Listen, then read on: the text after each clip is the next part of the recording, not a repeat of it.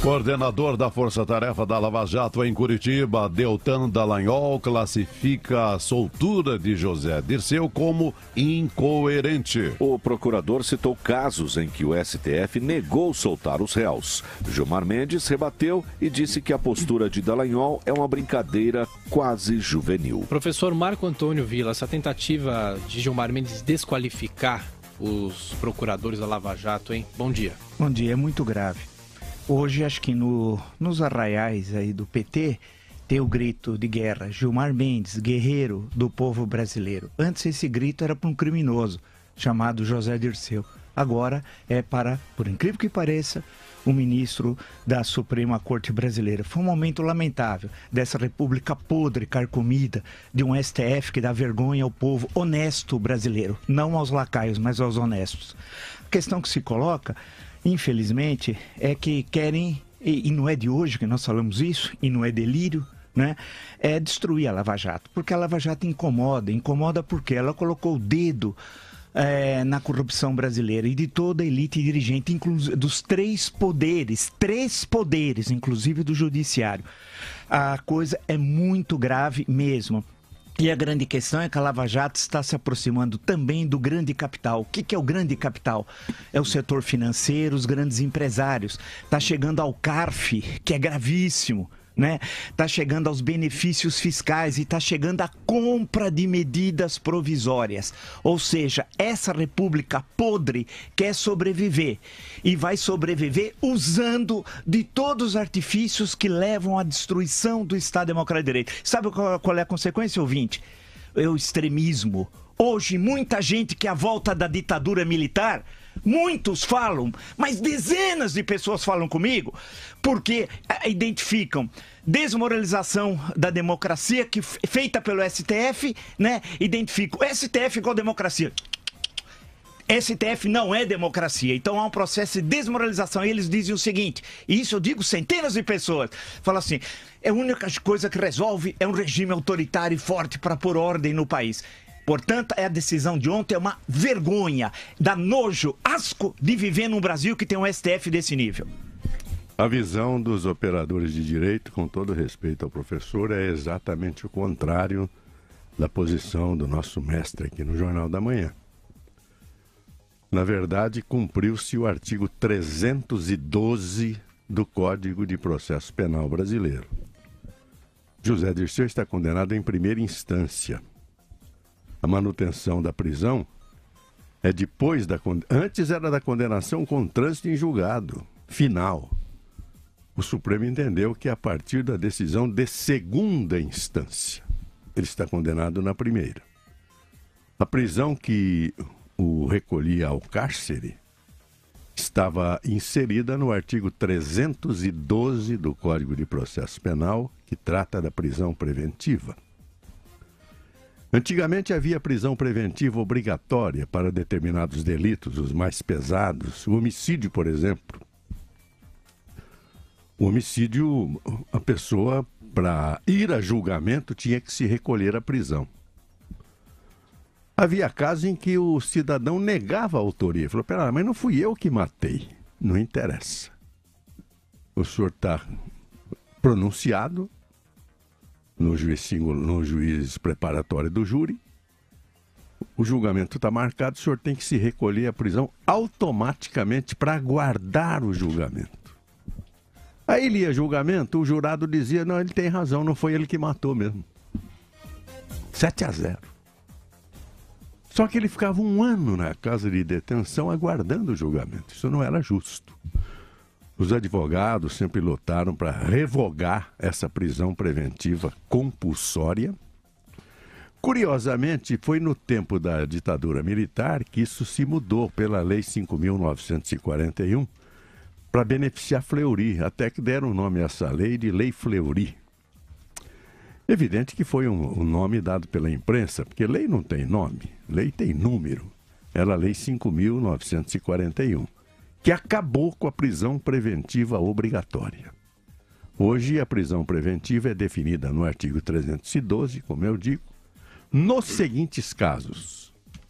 Garantia da ordem pública.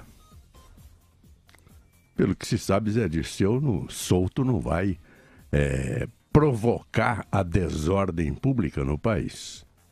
Ou então da ordem econômica, um sujeito poderosíssimo que seria capaz de transtornar a estrutura financeira do país, o juiz decreta a preventiva. Ou então, por conveniência da instrução criminal, eu até acho que foi o caso do Zé Dirceu, como foi o caso do PC Faria, porque homem de grande líder, de grande poder, era o chefe praticamente do PT no Brasil, né? Poderoso, rico. Ele poderia, segundo a interpretação da lei nessa questão, conveniência da instrução criminal, poderia comprar perito, comprar testemunha, algo assim. Então o juiz decreta a preventiva, por conveniência da instrução criminal. Ou então o contrário disso, para assegurar a aplicação da lei penal. Estou lendo o artigo 312 do Código de Processo Penal. Por que a aplicação da lei penal? Porque aí o sujeito não tem residência, não tem profissão, não tem casa, não tem família, não tem nada. Então, vai ser condenado amanhã, ele pega uma jardineira, vai lá para o fundão do Brasil, não pega mais. O 312 definia também esta situação. Ou do muito rico ou do muito pobre. Aplicava a aplicação da lei. O Zé Dirceu me parece que estava preso por conveniência da instrução criminal. Só que a instrução criminal acabou. Já tem a sentença, não tem mais instrução criminal. Então é isso o que eu acho que foi definido pelo Supremo Tribunal Federal. O certo é que o que se fez foi interpretar o artigo 312 do Código de Processo Penal brasileiro e, portanto, aplicação efetiva do direito positivo vigente no Brasil. Eu queria só lembrar que Dias Toffoli, foram 3-2. Foi 3-2 a votação. Dias Toffoli, quem foi Dias Toffoli? Quem é Dias Toffoli? Dias Toffoli foi subordinado de José Dirceu na Casa Civil durante 2 anos e meio. 2 anos e meio. Depois, antes, ele tinha sido advogado do PT, subordinado de José Dirceu. Esse senhor, que não tem moral, não se sentiu impedido de votar. Por outro lado, a sua esposa advogou para José Dirceu no início do processo do mensalão. Ele também não se sentiu impedido. Olha a moral desses ministros. O outro é Ricardo Lewandowski. O ouvinte que me conhece sabe o que eu penso do jurista e do que ele fez, o jurista da Rota do Frango com Polenta. Não vamos nos esquecer de 2007, agosto de 2007, quando ele disse num restaurante em Brasília, alto, e foi ouvido. Eu não teve jeito, eu estava com a faca colocada ali no pescoço. Não tive jeito de segurar a indicação não é a melhor expressão, mas a recebimento da denúncia contra José Dirceu e que virou réu. Terceiro, Gilmar Mendes. O Gilmar Mendes não precisa mais dizer. Não precisa mais dizer. A sua esposa, e eu estou dizendo para o senhor, que eu sei que tem gente que recorta e manda para o senhor, a sua esposa trabalha no escritório Sérgio Bermudes. O escritório Sérgio Bermudes advoga para Ike Batista, não naquela ação que o senhor o libertou, né? Não naquela. Não há conflito de interesse, senhor Gilmar Mendes? Só isso. Esses 3 votaram pela libertação de um bandido que coloca em risco a ordem pública, que pode coagir testemunhas e destruir provas. Esses 3 senhores, eles não representam os brasileiros de bem, não. Não. Isso nunca, porque nós vamos ter vergonha de viver no Brasil. E eu tenho orgulho de viver no Brasil. Os 2 que votaram pela permanência da prisão, Celso de Mello, decano da Suprema Corte, e o relator Edson Fachin. O que vai acontecer ele vai voltar para a cadeia. Sabe por que ele vai voltar?